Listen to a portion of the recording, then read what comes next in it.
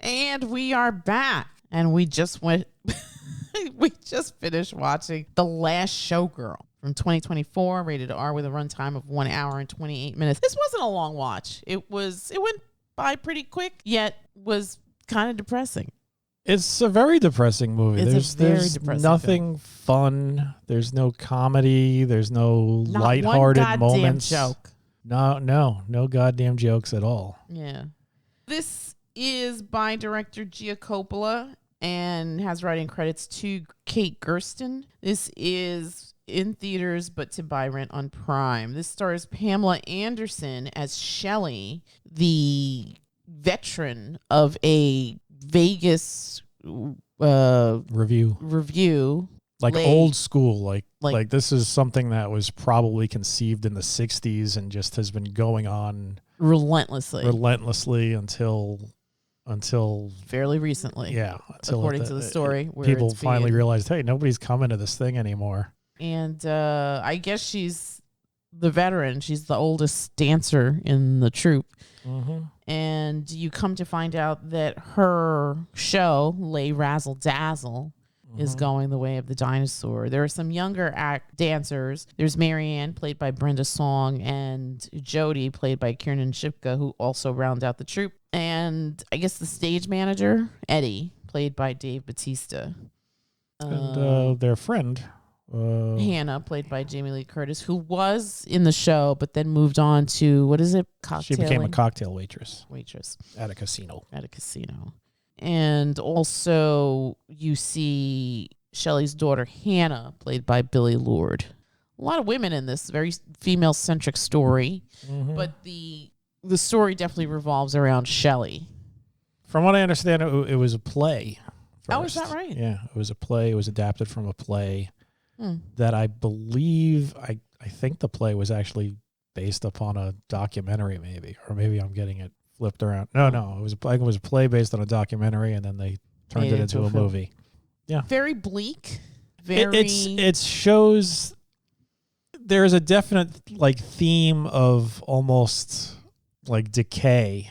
Yes, as far as everything goes, even in the way that it's filmed, because when you think of Vegas, you think lights and sparkly sights and sounds and plastic and fountains and all sorts of craziness, and this was not that Vegas. This was the Vegas that was. It almost felt like Atlantic City. Yeah, sort of a little bit dilapidated, a little bit seedy. Yeah, like a bad version of something that had once been lustrous and once those colors were vibrant, but now they're just sort of like that hazy sort of faded black color that you kind of see in old 70s films that look like they were stored in a bucket of urine. Yes, kind of. Yeah, I got that vibe. And I think I turned to you one point while we were watching, and I was like, this is reminding me of The Wrestler, the Mickey Rourke film. Yeah, because you're both dealing with these people who past their prime. They're past their prime. They worked in a industry that was basically about entertainment, where things like your looks really matter. And now, and your youth is a commodity. And once that's gone, it's pretty much over. Yeah, it's not like you're going to sort of parlay that into another career. Right. And that's the kind of the tragedy of this whole thing, because it's the story of the last 2 weeks of this show. They get the notice that the casino that houses the show has sold it, has decided this isn't working anymore. Nobody comes to see it. We're going to give the rest of your nights. They already were a split bill with some sort of burlesque circus. They're just going to give it to the burlesque circus. Yeah. And the razzle dazzle will be gone forever. Go away.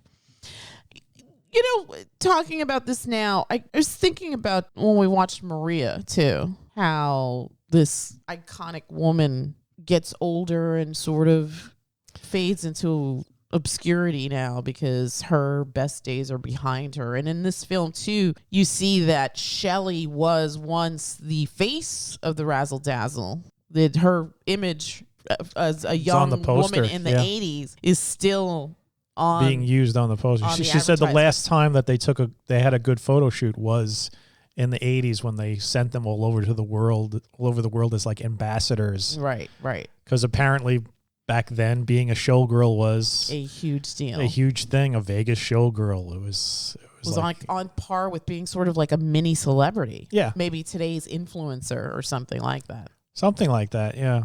But now it's just sort of seen as something that's probably cheesy or ridiculous or old-fashioned almost, even though, I mean, they're just basically parading around on stage, just shaking their boobs. Right. And you even have like the Mary Ann character played by Brenda Song, who basically is like, what is this? This is a paycheck. This is nothing. Yeah. This is not art. This is not. Yeah, and Shelly is like adamant. Completely against that. She's Yeah. like, no, this is a historic show, right, with heritage from France. Yeah. And she's going on like she could have. She's waxing poetic. Maybe she should become a tour guide or something, because there you go. There you go. There's her profession. Mm-hmm. But yeah, she was really. This was her life. Yeah. This was her life, and that's kind of one of the points in the movie was she sacrificed her child. Like she gave up a lot for this, because according to her, being on stage, seeing those lights on herself, everybody's eyes on her, validated the attention, her as a it woman. validated her, it gave her power, she said. And for that, she said she had no regrets. But at the end of the day, it was for nothing, because what really mattered, it was no longer in her life. She had no real relationship with her daughter. None. And the times that you see them together, like initially, it's very, awkward. very awkward. And then you see there's the second meeting where the daughter says, all right, let's have dinner. And they seem to be getting along. And you think, or it's almost like the daughter is like, maybe I can make something work with this. Right.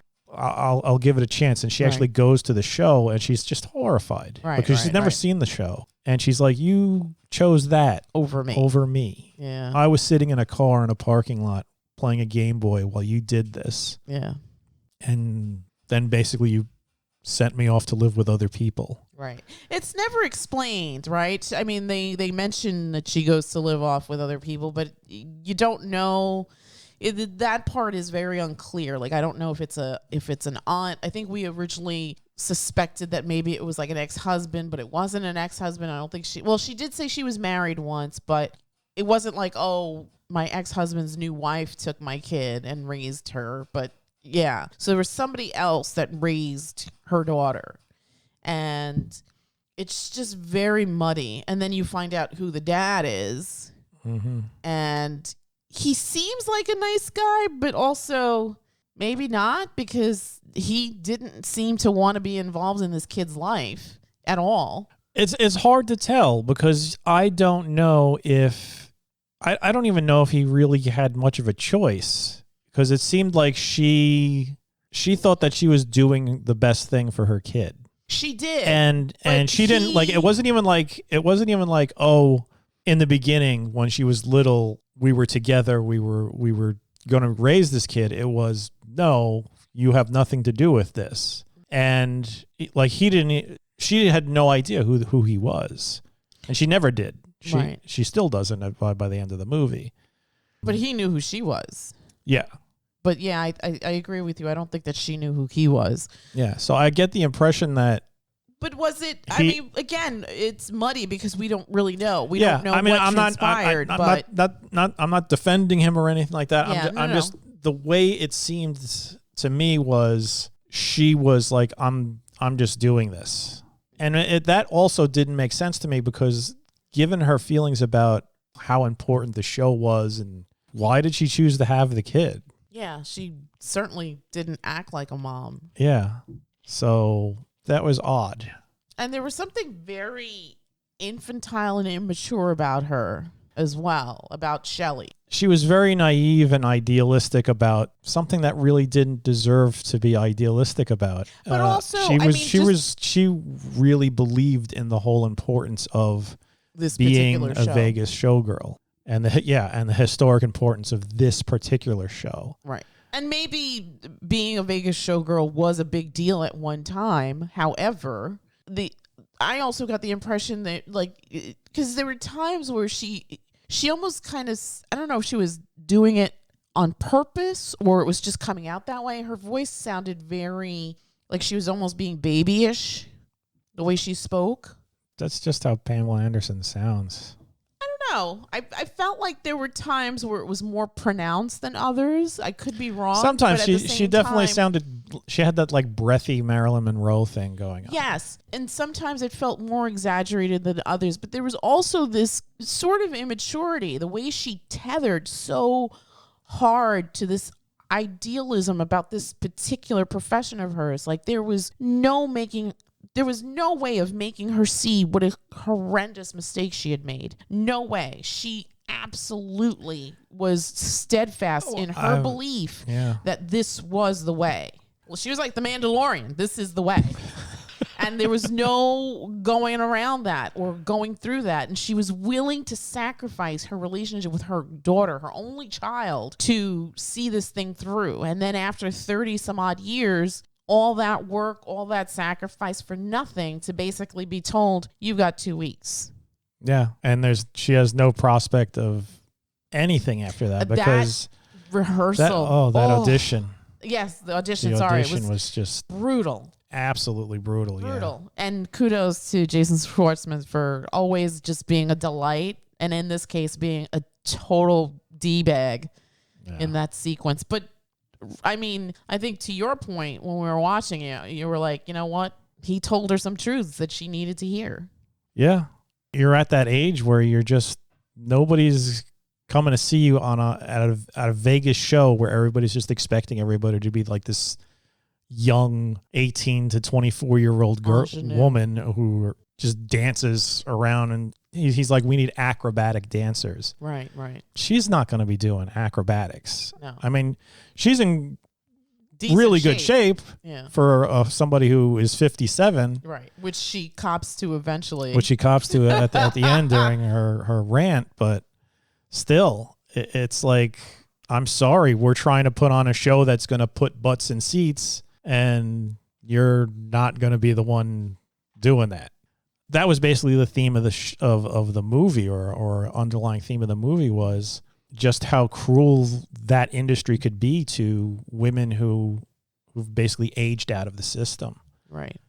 We've talked before about how the entertainment industry as a whole is just unkind to women. We've talked about that even in Maria. She's this iconic opera singer. But I mean, at least in that one, value. Yeah, at least in that, I mean, she was like a legendary talent, immensely worldwide famous, pursued by powerful men and an adoring fan base the world over. Right, who continued to support her. Some more than others, obviously.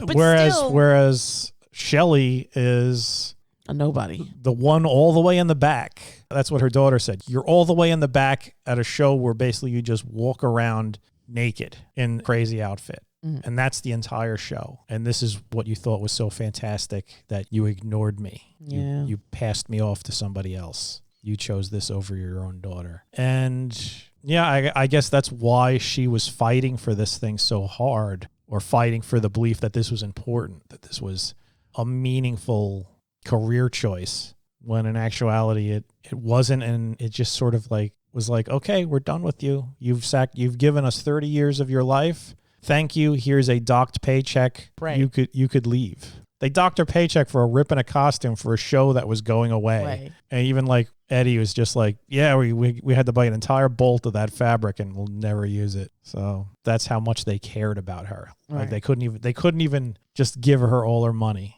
Or just leave it be. Because, again, they weren't going to use that costume ever again. Yeah. I'm sure there were other costumes in that.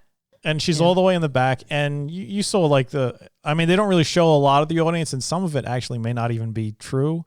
But there's like 10 people there, something like that. Yeah. And it's not like as though somebody's going to be like, wait a minute. She's got a rip in part of her costume. I demand my money back. Yeah, I'm out of here. Yeah. This...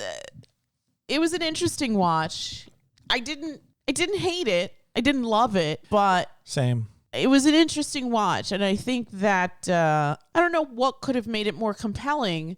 Everybody was really great. There was something very broken and heartbreaking about everyone's performance, especially Pam Anderson as Shelly. It's almost a shame that she wasn't in the Best Actress nomination category. I feel like her performance in this was really, really strong. I mean, it's definitely not what you'd expect from Pam Anderson. And well, we grew Baywatch, up with her. She's VIP. It's VIP. VIP was outstanding. That was quality entertainment. Yeah. Any excuse to get her shirt off. I mean, seriously. We have to surrender. We need something white. I'm wearing a white shirt. Okay, take it off, Pam. I mean, she is. That really happened. Yes. She is the reason that we have the Borat movie. Oh, God. Yeah, Borat. I forgot about that. She was the object of affection. Yeah. He came to America solely for Pam Anderson.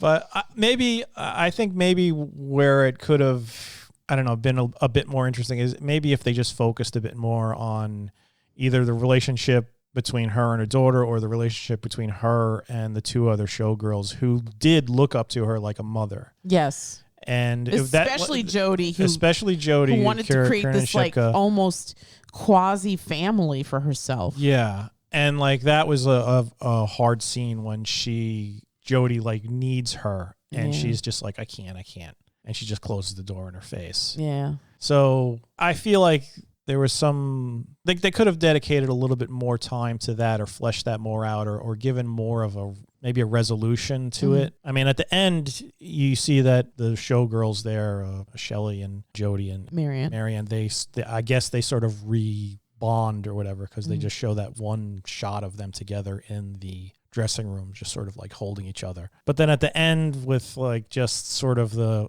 I guess, fantasy of her daughter being there and smiling and calling her mom, which she never did in the rest of the movie. Yeah. I don't know. It just felt sort of, I don't know, like incomplete, yeah, or was sort of like, let's just wrap this up right now. I mean, this film, it's not long. It's an hour and 28 minutes. I felt like it could have used a little bit more. I agree with you. I think it could have been fleshed out a little bit more.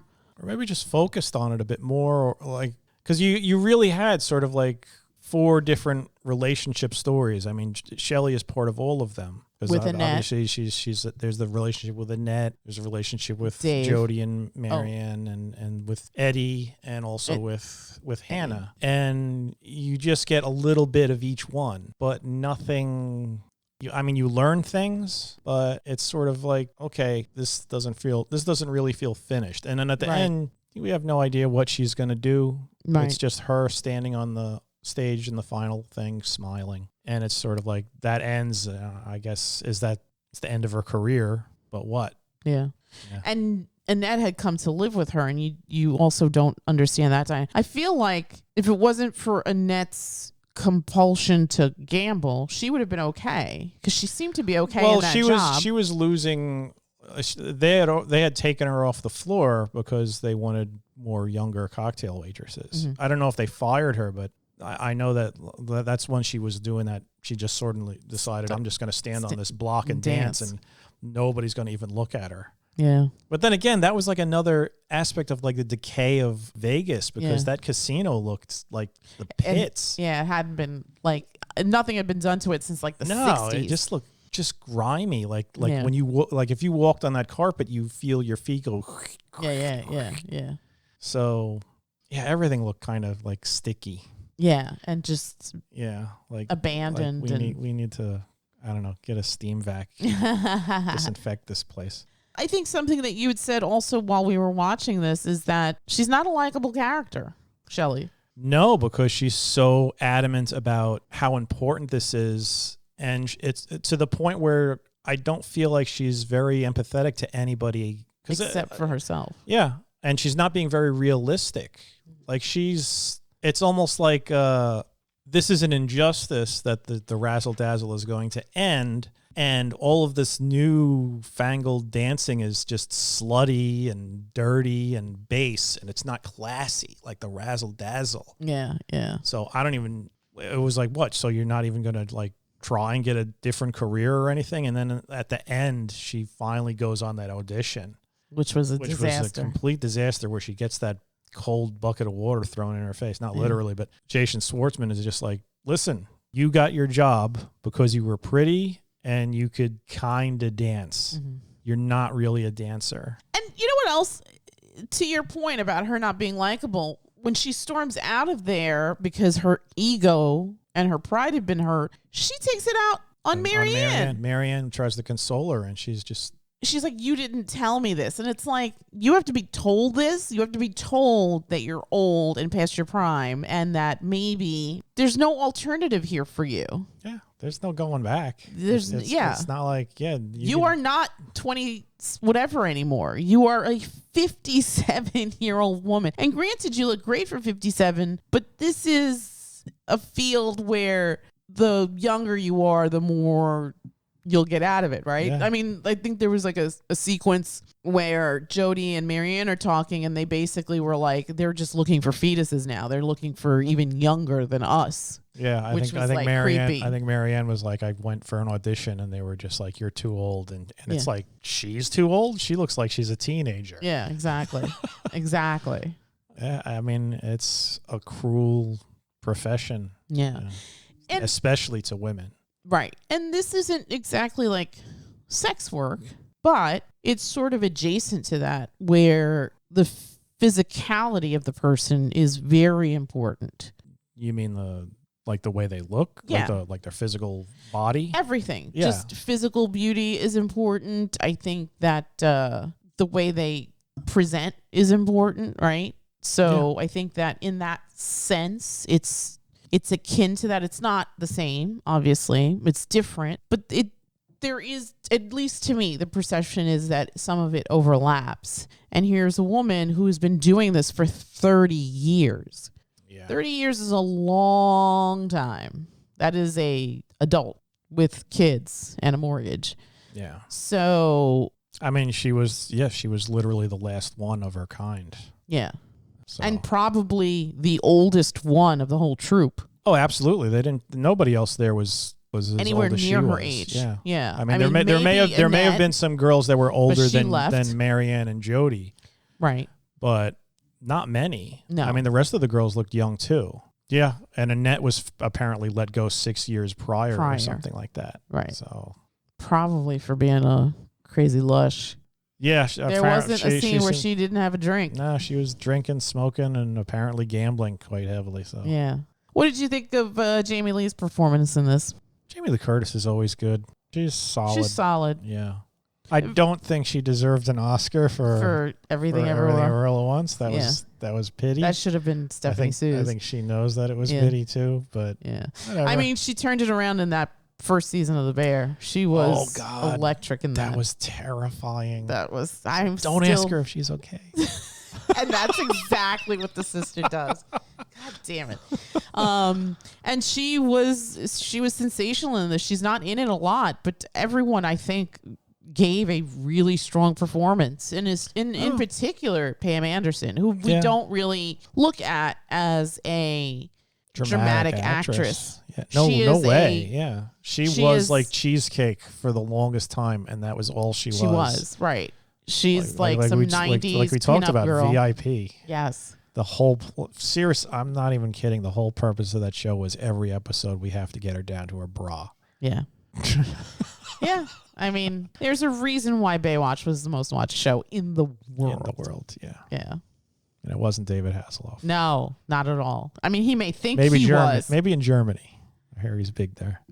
Maybe he thinks he was, but it's not him. It's all the young women that were on that show that were fuel to the fire. Any other thoughts about this? No, not really. Would you recommend it? I don't know. Yeah, it's kind of tough. I didn't dislike it. I was interested throughout the entire story. I never felt bored. But it's a downer of a movie. It really is just a downer of a movie, and it's not an attractive movie either. And it didn't feel complete, right? It didn't feel complete. There were parts, like I said, where I feel like all four of those stories sort of got shortchanged by the fact that there were four stories. You probably could have combined some or gotten rid of some entirely and focused a bit more so you get a little bit of a more complete tale. Yeah, I agree with you. I think that focusing on Shelly's relationship with Hannah or with Marianne and Jody would have been the way to go. I think rid of Annette. As much as I like Jamie Lee Curtis, get rid of Annette, get rid of Eddie. I don't think those storylines really added anything. Yeah. Maybe have a scene with an Eddie-like character, have a scene with an Annette-like character, but that person shouldn't have more weight in the story. I think that and you could have just contrasted the difference between the mother-daughter relationship she has with her real daughter and the mother-daughter relationship she has with the two dancers, younger girls who definitely did look up to her as sort of like a mother figure, especially Jody. Who was rejected by her own parents, or I don't know what happened there, but she literally says, I can't go home. It just dawned on her that she couldn't go home. And that's sad. That's sort of, and like you want to know more about that, but it's sort of like, no, I'm closing the door on you. I can't deal with you right now. Here's a taste of it, and now I'm taking it away. Yeah, that sequence also sort of reminded me, we saw recently Love Lies Bleeding, when the Jackie character calls home, I guess, and I guess the mother there is like, you don't call here anymore. So there's I think at one point while we were watching this, I turned to you and I was like, wow, this film is full of a lot of broken people. Yeah. Oh, 100%. A lot of broken people. Even people that you think have their shit together, like Eddie.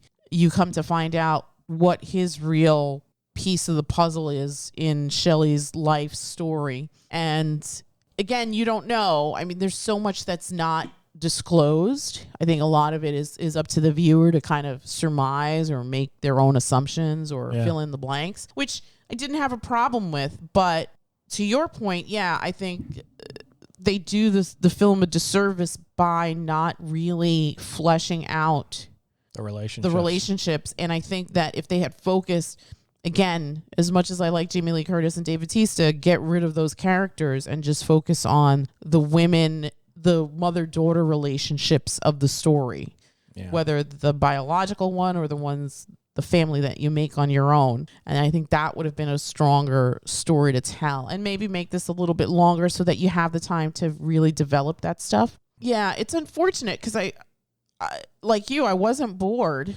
and it was interesting. It was incredibly sad. It was sad, and I think very much a downer. I think not only was the writing, the performances, but just the way it was filmed was like everything was designed in this film to just make you feel depressed and just abandoned, decayed, aged out. Yeah, like all those things. And it's interesting in the month of women's history where not everything is shiny and new.